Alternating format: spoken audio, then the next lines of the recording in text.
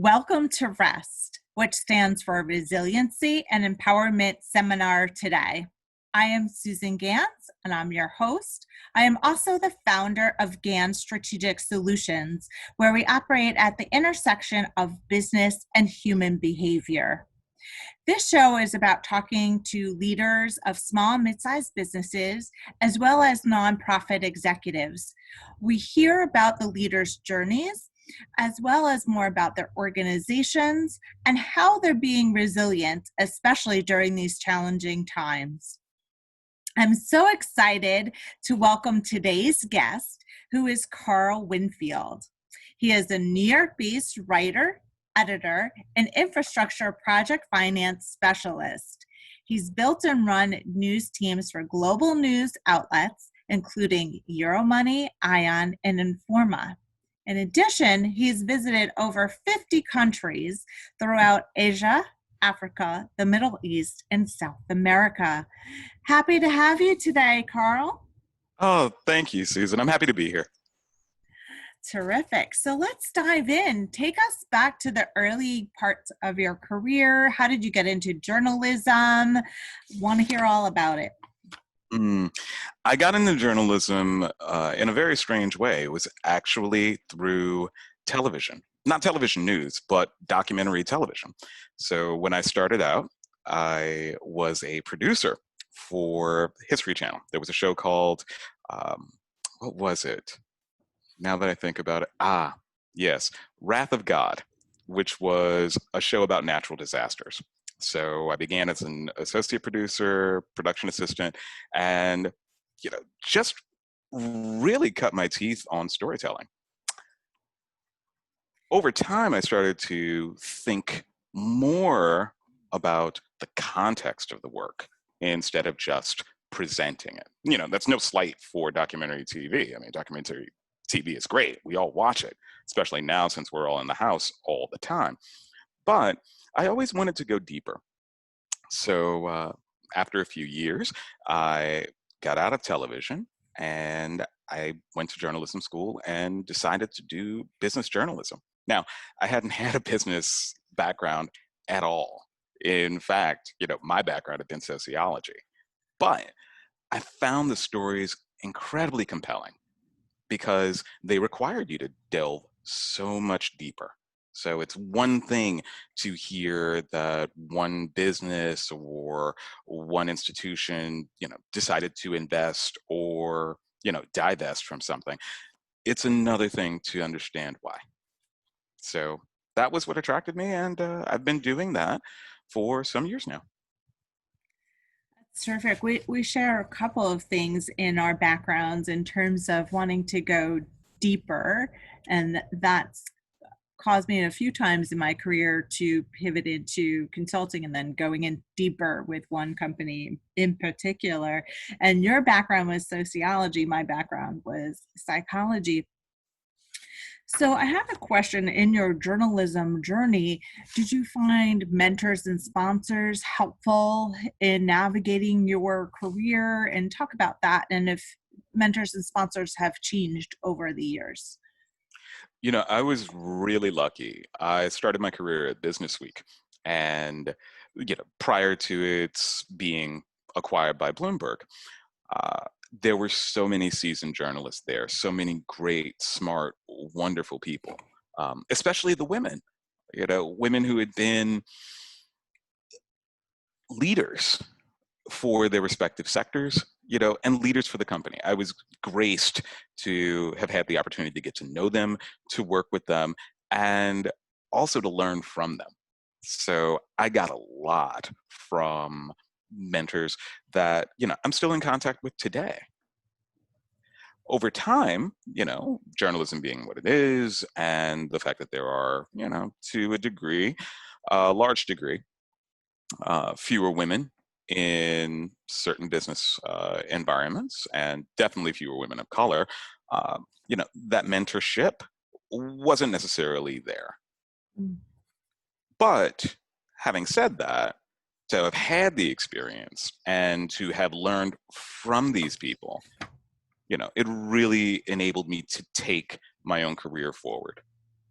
in a way that I think that would have been difficult without their support. That's amazing to hear that these women in particular had such an impact on you and that you're still in touch with them. How would you say they influenced your core leadership style and perhaps your writing style and your leadership through your writing? Hmm. In terms of my leadership style, one of the great things that I learned from a lot of my mentors, particularly the women, was that you have to give people an opportunity to be themselves. Mm, So often, especially in leadership positions, you have a sense of, you know, I have these deliverables and I have this team and we have this amount of time. And so I can go through and graph the entire thing out and we must, do all of these things, and you get into this mindset where there's only one way. mm, And it's so attractive because it's simple to the person who develops that system. You know, what I learned from these women, from my mentors, was that, you know, you can't just live in your own head. You can't systematize things and then expect everyone to follow. It's a conversation. And you have to be able to talk to people, share what is in your head, share what you think the opportunities are, and then get their feedback. mm. And that's something that doesn't happen very often. One of the things that you do when you're on a news desk is, you go to your meetings, right? So there's an editorial meeting, more often than not, it happens, once a day. Sometimes, depending on the production schedule, it happens so that it's staggered in the week, maybe 2 or 3 times a week. But it's an opportunity to get around the table and ask questions of people. And so often, in past experiences, you know, these meetings have been more about, well, this is our plan, and what do you have that supports this plan, which is fine. But what I learned was that you have to ask people, what do you think is interesting? What is the thing that fascinates you right now? You have to trust people, you know? Because when you trust people, you empower people. And when you empower people, you create deeper conversations. And when you do that, that's how you build an audience. I think what you're talking about too is relatability. That when when you systemize things, not that a system is bad, I think what you're saying is sometimes systems can be sterile and Absolutely. not humanized.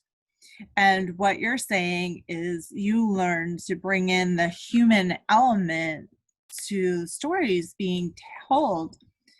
And that's because people were engaged in the conversation. So the writers, the whole production team was about how do we tell a story? This is the interest, this is the human factor, and then took it from there. So let's talk more about empowerment. How do you empower others? How do you empower yourself? One of the things that I am most proud of in my career is having brought in women and people of color, uh, specifically on news desks where neither is really well represented. So when you're covering things like infrastructure or finance or asset management, a lot of times you have people who are outside of that and they never feel brought into it.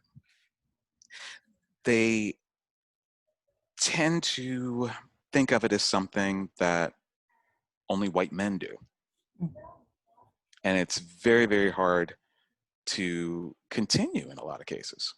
There have been so many studies about people of color and women, who leave journalism, specifically business journalism, because, well, first of all, there can be some issues around pay, but that's consistent for journalism itself. But mostly because, there's no representation. Every single time, they are made to feel different. And what I, again, am proudest of is bringing people who were different in and saying, your difference is not a weakness. Your difference is your strength. It's always going to be your strength because you stand out, because your questions are unique, because you come from a place or you come from a series of experiences that are outside of this huge box of journalism. You force other people to think, and you help to create the dialogue that establishes a greater depth and gets more people involved in that dialogue.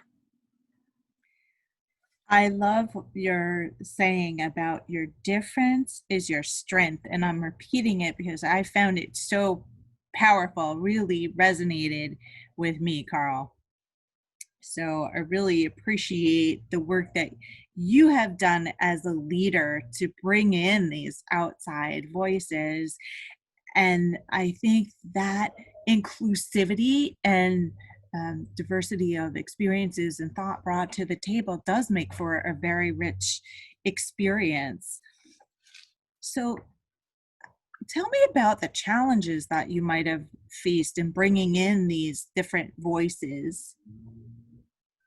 Certainly, one of the biggest was insecurity. You have people, and when you sit them down on a news desk, you can say, okay, I want you to report on this. You know, maybe there's a story, maybe there's something you want them to research. And if it's the first time, or if it's a little bit outside of their coverage area, then, there's this trepidation. We've all experienced it. You have someone who says, well, I need this. And you go, okay, I'll give it a shot. And then you look at it and it's all Greek.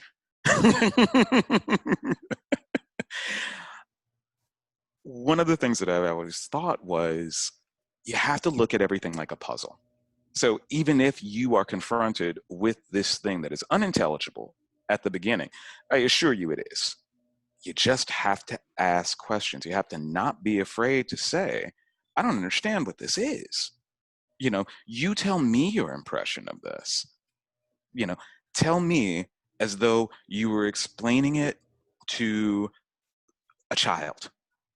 Because when you do that, when you get to this fundamental concept, now we can begin to trust each other. I don't think that you're trying to do something weird. You don't think that I'm trying to do something weird. We're both just trying to understand each other, just like anybody. And that's when you can start really delving in and saying, well, okay, you said this, but what about this? Or even the greatest thing you can actually get for as a journalist, at least in my opinion, is this whole sort of moment where you're like, aha, this is different. This doesn't make sense. So how do you get to this point from where you were? That's the thing that you're looking for.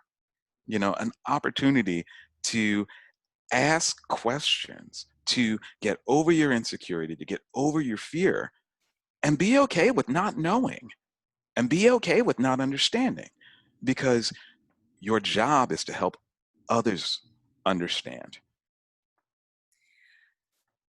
It's so motivating what you're saying here about embracing insecurities and the curiosity. And what you're also talking about is vulnerability, that you don't always have all the answers. And it's okay to ask the questions to start to uncover those answers. I see it as a detective of sorts. Um, so powerful. That leads me into a discussion about resiliency, because these things are also about what we're facing today. You talk about uncertainty and not knowing. How are you being resilient today? That is a really good question. My husband tells me all the time that I am probably one of the busiest people that he knows. I get up in the morning, I go for a run, collect my thoughts, sit down at my desk, and then continue until 7 or 8 o'clock at night. And one of the keys to resiliency is in finding things that make you happy. You know, you can't be in a situation where you feel pressed because you'll never get out of that. You box yourself in when you think about, well, I have to do this. I should be doing this. I should be, making these calls, doing this research, all of this other stuff. The world is full of stuff that we should all be doing, but there's only one you. And you have to realize that it is important, it is vital, it is key to allow that difference to be celebrated. You have to go and do the things that you want to do, the things that you value, because everything else will be there tomorrow and the next day and weeks on end. But every single day is an opportunity for you to find, experience, and share joy. Absolutely. What you're talking about is choices. We all have choices that we can make. Choices about running in the morning, choices about who we interact with, what we read, what we watch, what we do, whether we exercise, who we call, reach out to. And I think sometimes people forgets that in this world of uncertainty that we actually have these choices to make. And I so appreciate that you are spreading these messages of finding things that make you happy and that you value as an individual, because that energy is then going to radiate out to others. That's for sure. I certainly felt it. So, Carl, what would you like people to remember about our conversation today? There are certain aspects of humanity that get shrunk down all the time. We are in the midst of a crisis right now, a series of crises, actually.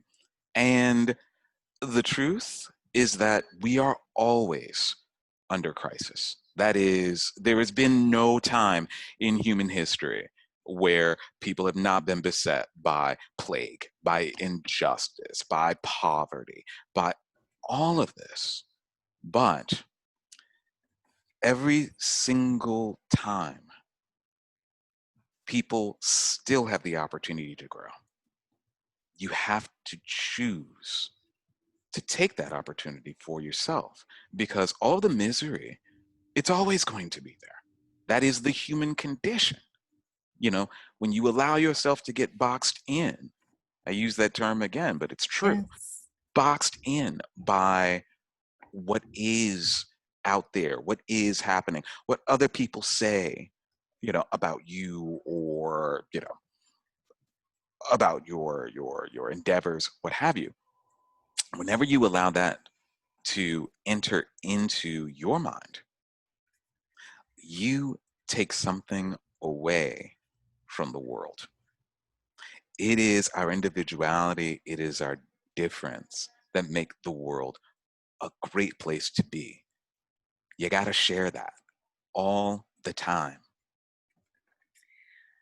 Absolutely. What I'm getting from that is believe in yourself and trust that and be you. I tell people that I work with all the time, that I coach and mentor, be you because you do the best version of you. And to share a story about difference, a clear memory comes to mind as you were talking. I remember being in the second grade online to go back into school at recess. And I took dance lessons for many years. And I was tap dancing. I was practicing my steps. Might as well be efficient. And another little girl turned to me and said, Susan, stop tap dancing. And I remember saying to myself inside, oh no, I'm not going to stop tap dancing, because if I want to tap dance, I'm going to tap dance. So I'm going to tell people, tap dance, believe in yourself. Whatever is important to you, be you. So Carl, how can people find you? Because I want people to find you. Best way to do it is LinkedIn. I am there as Carl Winfield. You can see my bald head. It's a beautiful bald head. You Well, sport thank it you. well. Thank you. Part of the difference.